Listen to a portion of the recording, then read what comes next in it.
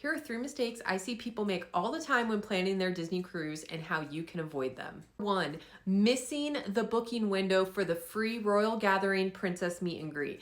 This opens for booking for all guests 30 days prior to sailing, right as it turns midnight Eastern Time. Now, if you are a new cruiser, this is going to be the same time as your online check-in, but you are going to want to book the Royal Gathering first before you start your online check-in because it will be gone in a matter of minutes. And if you happen to book your cruise with me, I'm a travel agent and it is absolutely free to book with me. And this is one of the services I provide for my clients. Number 2, being disappointed about your dining time. So Disney Cruise Line offers an early and a late dinner time. Now, to get the early dining time, you have to book your cruise early because those spots fill up quickly. You do have the option to join the wait list, and there is a chance that you could get pulled off the wait list before you set sail. However, if that doesn't happen, do not stress. Once you are on board, you can head straight to guest services or wherever they are taking dining requests on the ship, and you can go and request a later time. Now, it is not a guarantee that this will be fulfilled, but it's just something you should be aware of.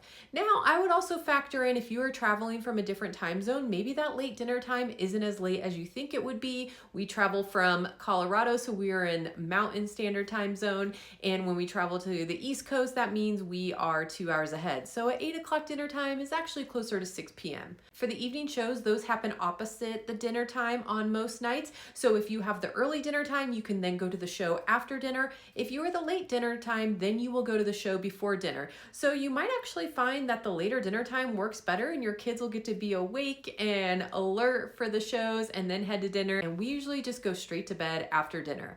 We also found with the early dinner time that we felt rushed to get out of the pool and stop activities on the ship. And this was especially true on port days. By the time we were getting back on board and showered, it felt like we had to rush for dinner. So you might actually find that the later dinner time could work better for your family if you give it a chance. Number 3 is expecting to get an earlier port arrival time, especially if you are a new cruiser or silver. It just depending on how many people are on board the ship, you may not get an early port arrival time, and that's okay. However, if you want a chance at an earlier port arrival time, here's a little hack. If you book the Disney Cruise Shuttle transportation, you can likely get on the ship earlier than you would if you just got your standard port arrival time, especially as a new cruiser. We especially love this sailing out of Port Canaveral. We stay at a Disney resort and then we take the Disney Cruise Shuttle, and you basically get to board the ship as soon as your shuttle arrives. On our latest sailing of the Disney Treasure, the day that we were checking in, a lot of people were getting those later boarding groups like groups 20,